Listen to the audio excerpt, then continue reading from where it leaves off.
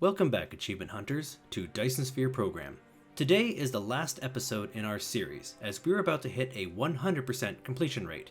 The only achievement we have left is to finish the game in under 10 hours. A lot of planning is required to beat a game like this in a short amount of time.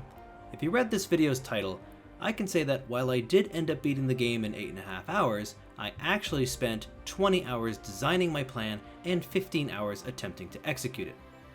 There are three major things to consider when tackling this achievement. The first is about picking a good seed for your game.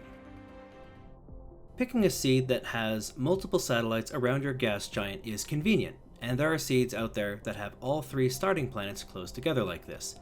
This will drastically reduce the travel time when you start expanding to the other planets. Some planets, like the Scarlet Ice Lake or Barren Desert, can have fire ice veins on them in the starting system. You'll know this at the start if you see Unknown Rare Signal, as it is the only rare resource that can appear in the starting system. Fire ice will greatly speed up your production of graphene by a lot, which in turn will also reduce the strain on your oil. There are also some planets that can produce large amounts of power more easily. Lava planets can produce amazing amounts of power with the new geothermal power stations. Tidal-locked planets are also great for both your solar panels and your ray receivers, as they can easily hit a 100% continuous receiving rate. Arid desert planets can also produce a lot of wind power, and wind turbines are incredibly cheap to build. Lastly, starting planets that have a 100% construction space are really easy to build on. There'll be no reliance on foundations if you have those. Between all these options, I found a really good seed for this. There's two planets orbiting our gas giant, which makes initial travel between them a lot easier. The second planet also has a 100% construction area, and the Unknown Rare Signal, which is fire ice. The third planet in our system is a tidal lock planet with 150% wind. This one can produce lots of power more easily than the others. I'll leave some links in the description below if you're looking for a good seed. If you can find a better seed than this one, please share it in the comments. The second major thing is how you should play this game. The best strategy that I can recommend, and there are variants of this, is to do the following. First, play out the game like normal. Write down notes and make blueprint copies of what you're doing. Once you've hit a major milestone or hit a certain amount of playtime, stop what you're doing and do it all over again.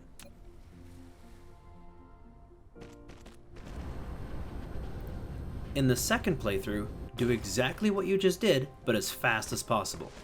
If there's a point in your game where you think, I could have done that faster, make a note of it and play it over again until you're satisfied with the results. When you're happy with what you've done, save the game to a new file and record your progress. Keep this save around and don't overwrite it. It now becomes a bookmark of your progress. At this point, you now have a place to start from with an optimal time.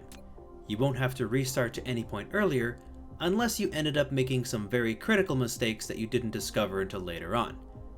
Keep repeating this process until you reach the end of the game. The third major thing is to have a strategy for your run from start to finish. This is what I'm going to cover in this video.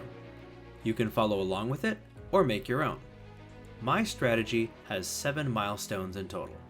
First, fully automate electromagnetic matrices and energy matrices using X-ray cracking. Second, build a logistics network using planetary logistics stations and drones. Third, build structure matrices while still manually transporting titanium. Fourth, fully automate structure matrices using interstellar logistics stations and vessels to transport that titanium. Fifth, fully automate information matrices. Sixth, begin production of solar cells and start building out your Dyson Sphere.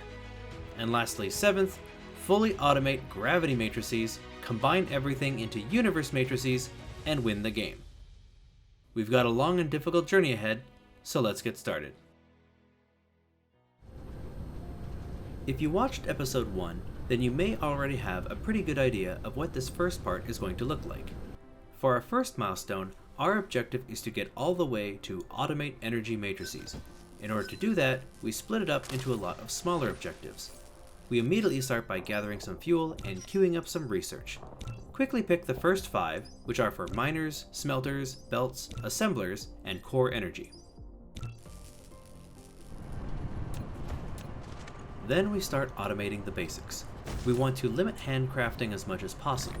We need miners for iron and copper, and smelters to make iron ingots, copper ingots, and magnets. Once things get moving, we then build some assemblers to help us make gears, circuits, and electromagnetic coils. We'll also want to add another miner for coal pretty early since we're going to be consuming a lot of power with all the building we're doing. You'll want to get these things automated as fast as possible. In the beginning, you'll be picking up resources and placing them directly into the smelters and assemblers, but eventually you'll want belts and sorters to do that for you. We're going to need lots of power for all of this, and coal power is great in the early game. You need to research the tech for energetic graphite and thermal power in order to do this next part. If you have a full belt of energetic graphite, which requires 2 full belts of coal, it can be used to power 15 thermal plants effectively, so we'll build for that. The full build will require at least 4 miners, 12 smelters, 15 thermal plants, and a lot of belts. It's time to automate electromagnetic matrices. I've created some blueprints for this. Using 2 full lanes of iron ore and 1 full lane of copper ore as inputs, I can generate electromagnetic matrices at 4 per second. This will greatly increase research speed at the beginning. It's also important to note that any research that requires materials instead of matrices should be researched before this point. If you have the ability to run research at 4 matrices per second, but are waiting for your manual research to consume your inventory items, that's not being very efficient. Now that science is automated, we're going to quickly work our way towards oil processing and energy matrices next. To process oil, we need a few things. We need steel and plasma exciters to build refineries and oil extractors.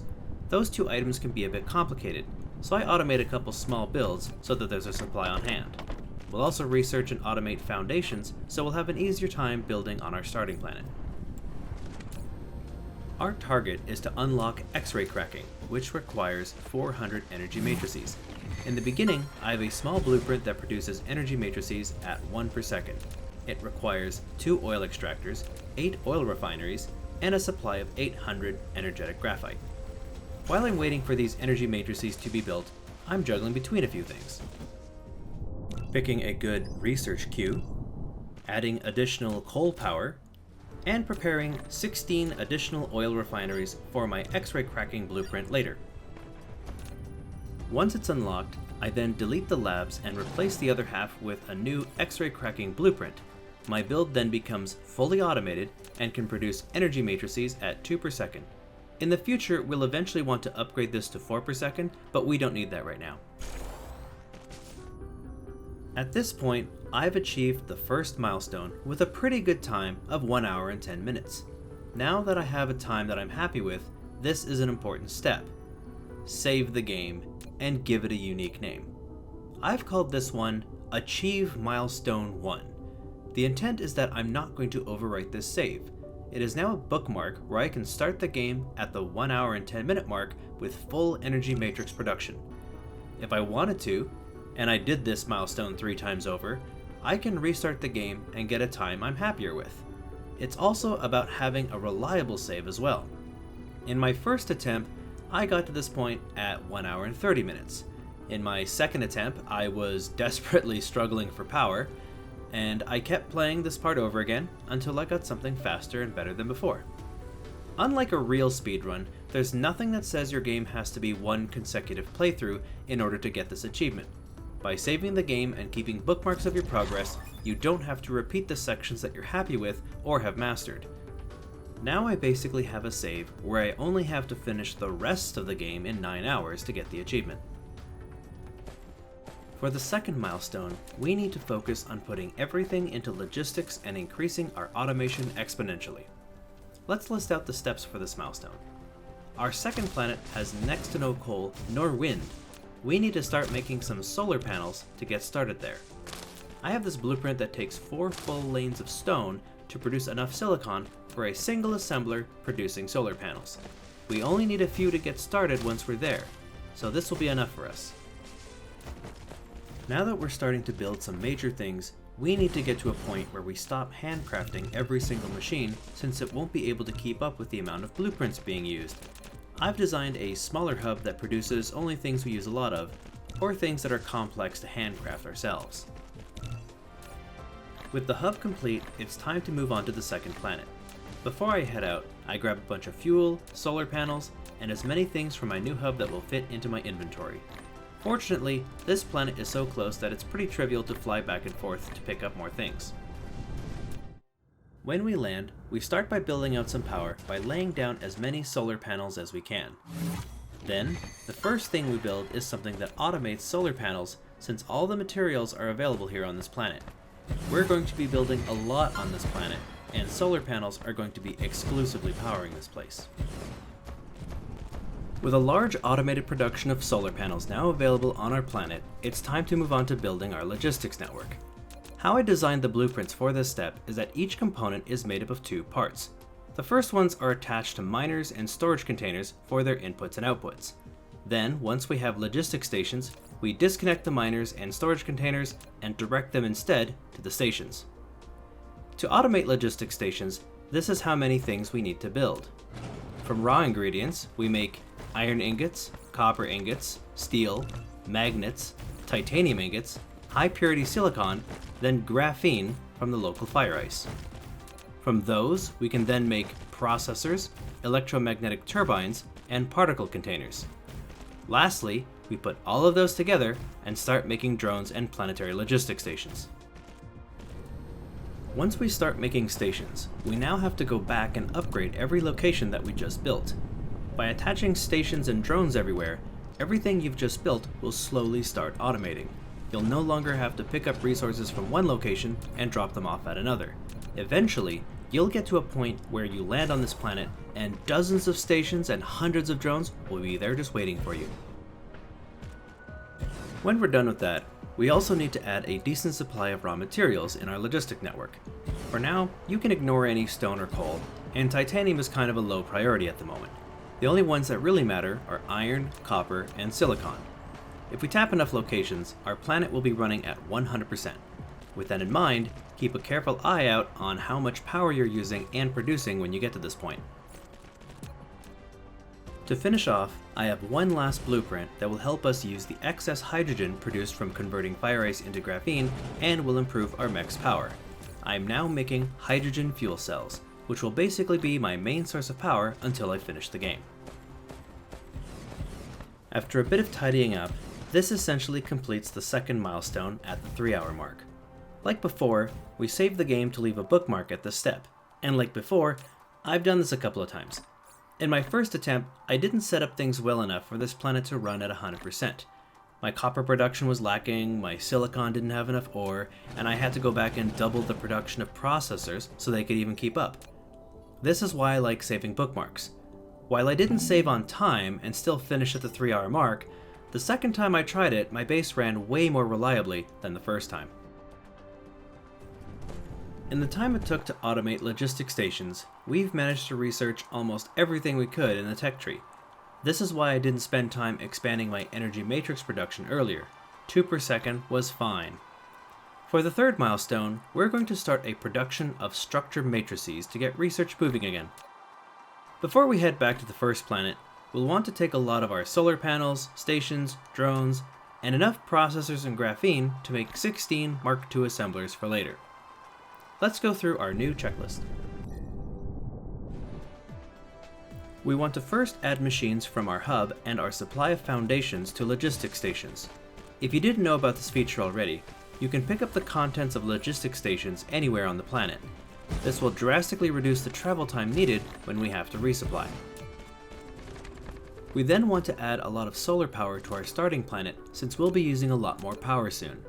I use a neat blueprint that's a mix of solar panels and wind turbines, something that isn't that effective on the second planet, but works very well here. While we're building this, we want to tap each resource along the way since we'll be needing them later. We'll also want to try to tap every oil seep since oil will be in very high demand in this playthrough. Now that we have lots of power, it's time to upgrade and expand the production of our machines and settle on what we'll be using for the rest of the game.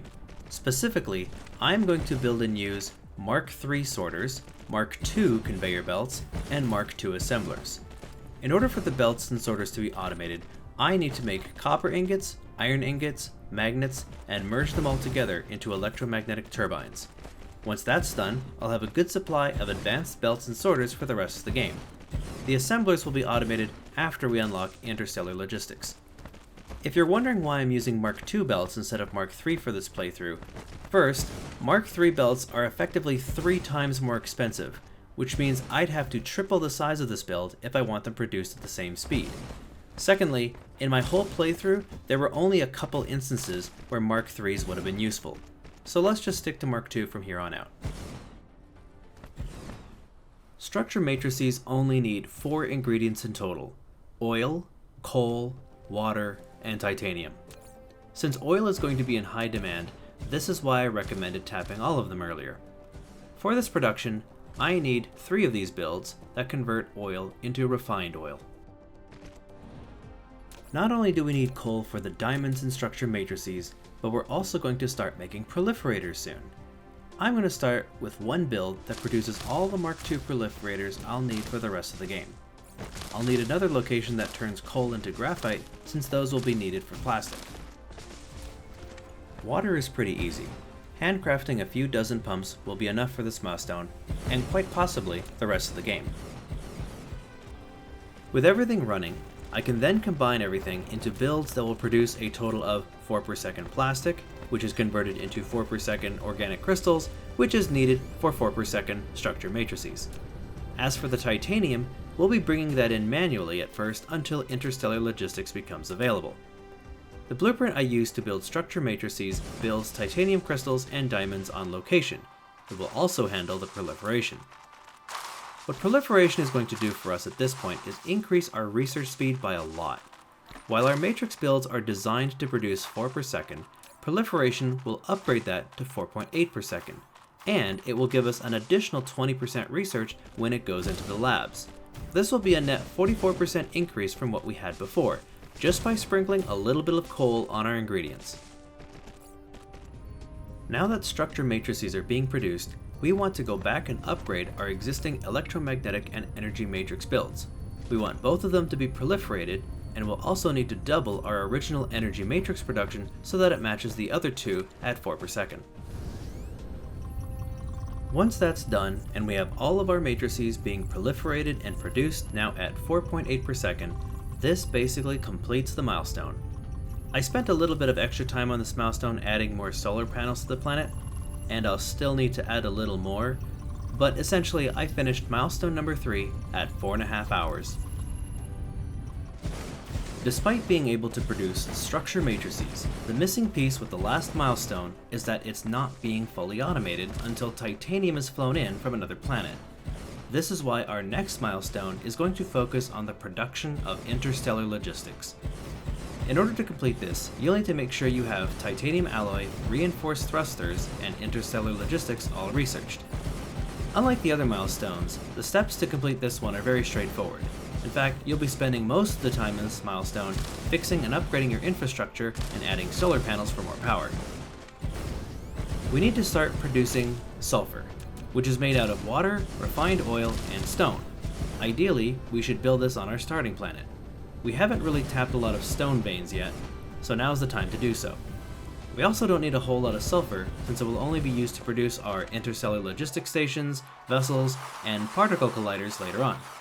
That said, 12 chemical plants will produce 8 per second, which will be more than enough for this playthrough. Once we have a steady supply of sulfur, we'll want to start producing titanium alloy out of it. The other 2 ingredients needed for this are steel and titanium ingots. We're going to let the second planet handle this, since it's already producing these ingredients, and we're going to manufacture the stations and vessels here anyway.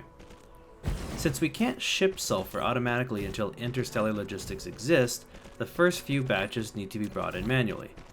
At this point, you may need to increase your titanium ingot and steel production, since the demand for it is about to increase. Now that titanium alloy is available, we want to start producing a few vessels and interstellar logistics stations. We don't need a lot at the start, just a couple to get things moving. Remember when I said we're going to be upgrading our infrastructure? I'm going to be increasing the production of everything I'm already producing on this planet by a lot. We need more titanium, graphene, iron, electromagnetic turbines, and I want to upgrade all of the existing assemblers to Mark II as well. As a result, all of this is going to require a lot more power. There's no need to be polite or neat about this. If you need power, stamp down all of your solar panels. In my case, I used an entire tropic near one of the poles and just filled it up. Once you have 2 interstellar logistics stations and a few vessels, it's time to connect the 2 planets. On the second planet, put down a station and set its resources to titanium, graphene, processors, and sulfur. You'll want to export the first 3 by setting them to local demand and remote supply. You'll want to import the last one by setting it to local supply and remote demand. We're going to do the same thing on the other planet, only the supply and demand settings are going to be reversed for all of them. If both stations have 10 vessels and 100 drones, this little trade route will last us until the end of the game. With an increase in production produces a larger demand for raw materials. Making sure all of your mineral veins are tapped is important. I hope you brought enough miners with you.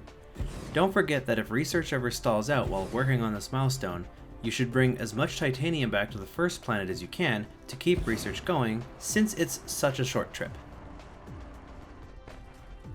Even though the milestone is technically complete the second both stations are set up, I didn't save my progress until after I spent another 15 minutes upgrading all my machines on both planets to Mark II, as well as increase the power production on both planets with more solar panels. Once I was done with that, I then saved and marked the milestone complete at 5 hours and 15 minutes. Setting up the interstellar logistics was quick and easy. Most of the time was actually used on tapping more veins, adding more solar panels, and increasing the production of all my materials. At the end of the milestone, we are now at a point where structure matrices, Mark II assemblers, and interstellar logistics stations are all fully automated. We're starting to approach the final stretch of the game. For the 5th milestone, the next thing we're going to automate are information matrices. To produce information matrices, we need to focus on the following. We're going to need to make more plastic and oil. We need an additional 4 per second plastic, which needs 8 per second more oil processing. Don't forget that all your existing builds that have been processing oil right now have been producing excess hydrogen. Make sure you have enough liquid storage for their outputs so productivity never grinds to a halt. We're going to want to drastically increase our production of processors, which in turn requires more iron, copper, and a lot more silicon. We used to only need a small amount to make drones and vessels, but information matrices will require a consistent production of 8 per second. The other ingredient we'll need is particle broadband, which requires a few different ingredients, the first of which is crystal silicon. The second thing you'll need are carbon nanotubes. These are made out of graphene and titanium ingots, so you may need to increase the production of both of those items as well. At this time, I'm also going to start preparing for the future. I built some fractionators and start converting some hydrogen into deuterium. This will give us a sizable buffer when eventually we start making strange matter. It'll also help reduce the amount of excess hydrogen being produced everywhere. For maximum productivity, this little build uses the new pilers in order to pass as much hydrogen through as possible, and I also handcraft some Mark III conveyor belts for maximum speed as well. The last ingredient is plastic, which is something we already took care of since it was more complex than the other two. By now, we should already have a stockpile of it, which will allow us to get started on crafting our particle broadband. Now that particle broadband is being produced, I can now start the production of information matrices. Remember to make sure that the production of information matrices are proliferated so we have an actual output speed of 4.8 per second, as well as the actual matrix themselves for the 20% research bonus. The last step is to rebuild and upgrade our little research location where all the matrices are being brought together. Planetary logistics are fine when there's 3 things to import, but now that we have more, I'm upgrading them to Interstellar. This both gives us the option to produce our research off-planet, but it also gives us a much larger buffer since these stations hold 10,000 units instead of 5,000. I've also designed this blueprint in a way where I just have to flip a switch and it changes from consuming matrices for research into something that's going to produce the universe matrices later on. With information matrices now automated, we've completed the 5th milestone at the 6-hour mark. We've only got 2 to go. For the 6th milestone, our objective is to prepare for photon production by finally building out our Dyson Sphere. While we're going to build the rail ejectors, receivers, and solar sails on the 2nd planet as usual, we're going to export all of that to our 3rd tidal lock planet, one we haven't been to yet. The first thing we need to build is a small production of supermagnetic rings. These are solely going to be used to make our EM rail ejectors, ray receivers, and the particle colliders we'll need later on. These require electromagnetic turbines, which we should have enough of, but they also require a large supply of magnets and energetic graphite. Fortunately, we have a tiny patch of coal on this planet, and that's more than enough for this tiny build. With supermagnetic rings in production, we can now start building our rail ejectors. In this playthrough, I'm going to need to build 200 for my Dyson Sphere, and ideally I want them all to be ready before I land on the 3rd planet. Now it's time to start producing parts for our solar sails. We'll need a lot of them. The first thing we want to produce at a massive scale is glass. I'm using blueprints that produce glass at a rate of 24 per second, and I need 3 of them. This will also require me to make sure that all the stone veins that I've been ignoring are now tapped. Once we have the glass, the next ingredient is photon combiners. These are fairly straightforward. They require a bit of iron and copper, and all the glass that we're making. Once again, I'm making 3 builds. Each of these produce 8 per second. In order for each of these builds to be running at 100%, 8 per second photon combiners requires 24 per second glass, which is why I had 3 of each of those so far. But I'll also need a bit more iron and copper smelting to keep up with all of this. With photon combiners now being built, it's time to mass produce those solar sails. While preparing for this, I'll also have to increase my graphene production since it's the last ingredient we need, and the whole reason why fire ice planets make these speedruns so much easier. Each solar sail built not only has a large buffer for when I start shooting, but I'm also using a little of the coal on this planet to proliferate them as well. I'm making 4 builds total that are designed to each make 16 per second, but with proliferation, they're each making 19.2 per second, which means in total I'm producing 76.8 solar sails per second. It won't be long before I show you why I want that number so high. If you haven't already noticed from watching me drop all these blueprints, I'm running out of conveyor belts. It wasn't until I reached this point that I discovered that my belt production was lacking for the endgame, or that the buffer I left at the beginning was too small. While I am making good progress, if I ever wanted to try speedrunning like this again, I would double my conveyor belt production back in Milestone 3. Since we're now making all the components we need for ray receivers and particle colliders, we dropped down a couple small builds to start automating them. Like with the EM rail ejectors, we don't need a lot of these. In total, I only need a little over 50 ray receivers and 20 particle colliders to finish the game. While I'm waiting for my rail ejectors, I need to make sure my solar sail production is at 100%. This involves making a lot more conveyor belts, making sure all the resources on both planets are tapped, and making sure I have enough power to support everything. While doing this, research needs to keep moving. As we approach the end of the game, not only do we need to make sure all the components for gravity matrices are researched, but we also need to prioritize ray transmission efficiency and solar sail life to make sure our Dyson Sphere is as efficient as possible. Keep in mind that researching solar sail life will only help sails that haven't been launched yet. Any sails that have already been launched won't benefit from researching after the fact. Now it's finally time to fly out to the 3rd planet. Before heading there, you should have brought a lot of solar panels and wind turbines with you to get started.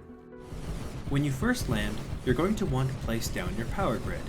Keep in mind that if you have a tidal lock planet like me, you should only be building on the light side of the planet. Since this is a planet that's going to be running a lot of particle colliders, I'm dropping down a large amount of power for this in advance. If you remember what I mentioned early in this video, I said that speedrunning is easier if you basically play the game twice. The first time is for research and planning, and the second time you do it again as quickly as possible. I've already been to this planet before, and I spent well over an hour building this blueprint with 199 rail ejectors that gets placed at the South Pole. I even decided to add a few miners to it since we're already so close, and since I really needed the copper. What I did here is make a blueprint where the 199 rail ejectors on this tidal-locked planet should be firing almost 100% of the time. It did require me to modify the radius of the existing orbit, which is something they added in the most recent patch. It took 2 trips to complete the build, but in the end I now have 200 railguns building my Dyson Sphere. At 17 minutes past the 7-hour mark, my Dyson Sphere was being built, and we are now completed the 6th milestone. Before we move on to the final milestone, let's dive into some math and explain how I came up with the number of railguns and solar sails that I'm making. First, we need to ask a few questions. How many universe matrices are we planning on making? How many ray receivers are required to produce the photons needed for that? How big does our Dyson Sphere need to be for that many ray receivers? And how many solar sails do we need to make and shoot to get our Dyson Sphere that big in the time we have left? If all the other matrices are being produced at 4.8 per second, then we also need 4.8 per second dark matter, which in turn translates into 4.8 per second photons. In order to produce 4.8 photons per second, we need a total of 48 ray receivers, each running at 100%. Keep in mind that ray receivers will easily hit 100% continuous receiving on a tidal-locked planet since they're always facing the sun. In order for a single ray receiver to run at 100%, it needs 120 megawatts of Dyson Sphere power. If we're only using level 5 ray transmission efficiency, it will actually need 160 megawatts for each receiver. This means the Dyson Sphere needs to provide at least 7.68 gigawatts of power. If each solar sail can produce 35 kilowatts of power, I need to launch about 216,000 solar sails to reach this. Each rail ejector can shoot 1 sail every 3 seconds. If I have 200 rail ejectors shooting, let's say 95% of the time, then I will reach my target in about an hour. My 200 rail ejectors will shoot about an average of 70 sails per second. This is why I made a production of about 76.8 solar sails per second, because I need to produce that many to make this Dyson Sphere in an hour. I hope this makes sense and that I didn't bore you with all those numbers. If my math is wrong, feel free to correct me in the comments. Just keep in mind that this math just gives me a target to build for. I'll be generating photons both before and after it's done, so it's not perfectly linear anyway. Just do what works for you. We are now on the 7th and final milestone of our journey. Our objective this time is to produce gravity matrices, then universe matrices shortly after that. Here's what we need to do. We're going to use the massive amount of power available to us on this planet to produce strange matter. In order to build strange matter, we need to build iron ingots, copper ingots, magnets, electromagnetic turbines, then particle containers. While most of the basics will be built locally, the deuterium and graphene we'll need will be imported from the other planets. While we're working on that, we'll also want to increase the production of organic crystals. This is because one of the key ingredients we'll need for gravity matrices includes Casimir crystals, which need titanium crystals, which need organic crystals. At this point, we're likely going to be using all of the remaining oil available on this planet. I didn't use it in this playthrough, but if you're struggling on this part, it might be worthwhile to add proliferation to your refined oil production. The next step is to build the graviton lens production. In the blueprint I use for this, I convert coal into diamonds on the spot, then import the strange matter from the other planet and combine everything here. Titanium glass will be an important ingredient soon, so we'll need to make sure our water production is good enough. In my case, I had already built 19 water pumps in the beginning, but I needed to upgrade the belts so that they can keep up. I've also upgraded my logistics station to an interstellar one because I plan on building them on the second planet, since that's where all the glass and titanium is. The last thing I do before I leave this planet is prepare the gravity matrix production. At this point, once strange matter starts being produced, my production chain will start making a buffer of graviton lenses that we can use in the future. On my trip back to the third planet, I bring the rest of what I need, which includes lots of belts, smelters, sorters, solar panels, wind turbines, and particle colliders as well.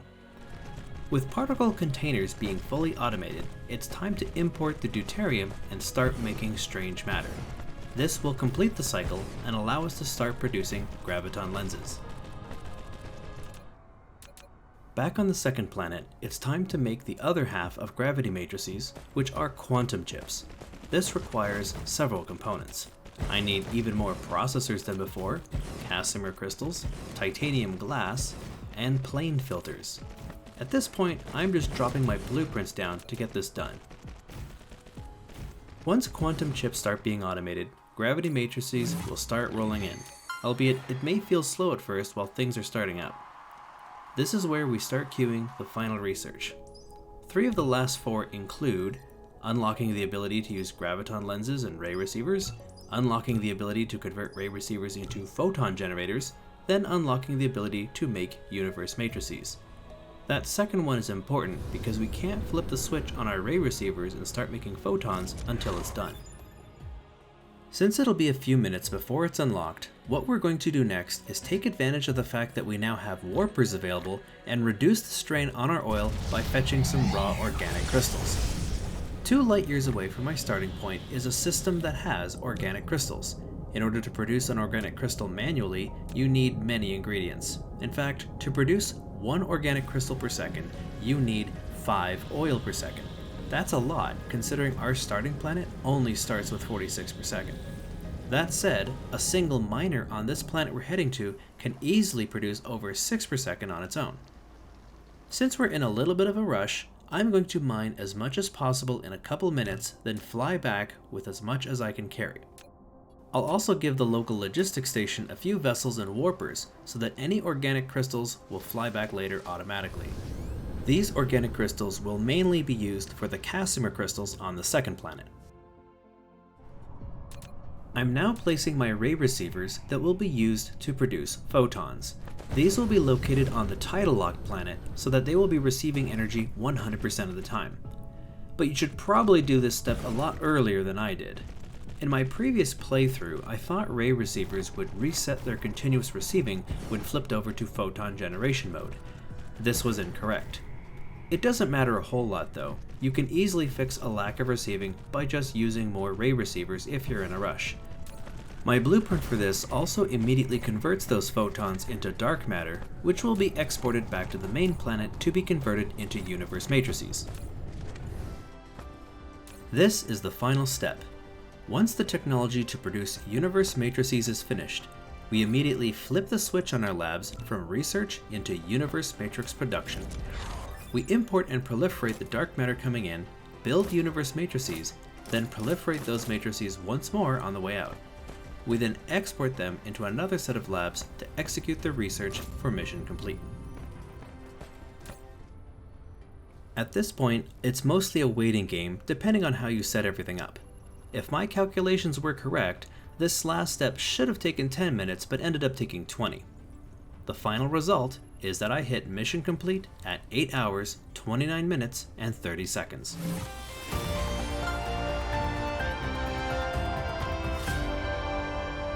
This now leaves me with a 100% completion rate for Dyson Sphere Program. I'm glad you decided to follow along, and I hope to see everyone again for my next series. Before we conclude today's episode, I want to share a few thoughts with you. Throughout my playthrough, I kept mentioning the blueprints I'm using, but I never really shared them. Before sharing a blueprint, they really need to be tweaked to a level where they can work for everyone. I've decided to make an epilogue to this series where I will publish and walk everyone through all the blueprints that I used. Secondly, the biggest problem I ran into started happening around the 6 hour and 20 minute mark, where I kept running out of belts. If I had to do this over again, I'd use a larger buffer and another assembler making belts to keep up with the demand. In any case, I hope this series was helpful to everyone, and I hope it helps more people achieve a 100% completion rate. Thanks for watching, and I'll see you next time.